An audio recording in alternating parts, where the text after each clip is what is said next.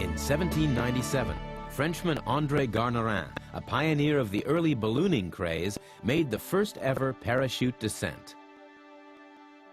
Garnerin chose the center of Paris to inflate an unmanned hydrogen balloon and attached a simple parachute to it by rope. Watched by a fee-paying crowd hungry for horror, Garnerin climbed into a basket suspended below the parachute. The theory was simple.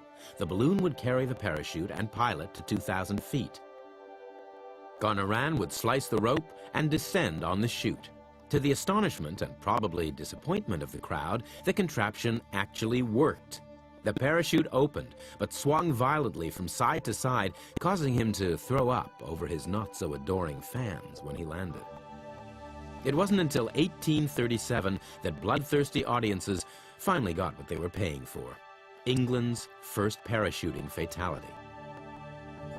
Robert Cocking was a gentleman adventurer and artist with more courage than sense.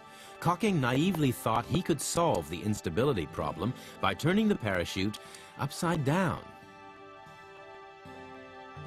In front of vast crowds, he took off from London, attached to a piloted balloon.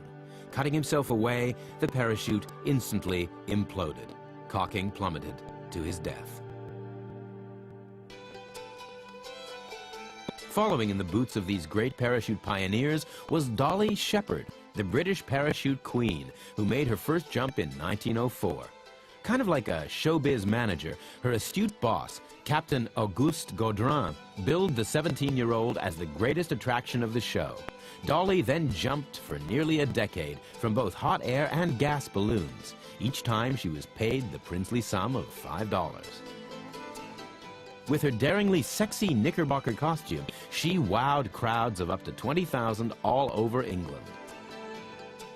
Dolly would take up her trapeze bar, no harness in those days, and ascend to 4,000 or 5,000 feet, waving a silk Union Jack.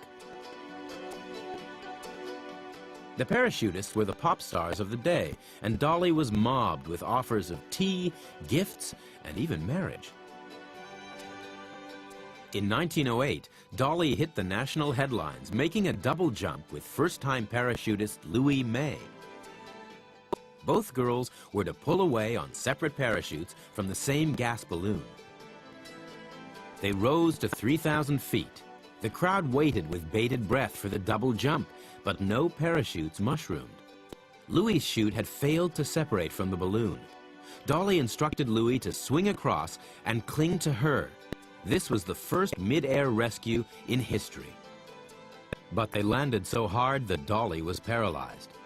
Yet, within a couple of months, she was jumping again. Dolly lived well into the era of the professional skydiver. She died in 1983, aged 96. Today, the crazy skydive show goes on.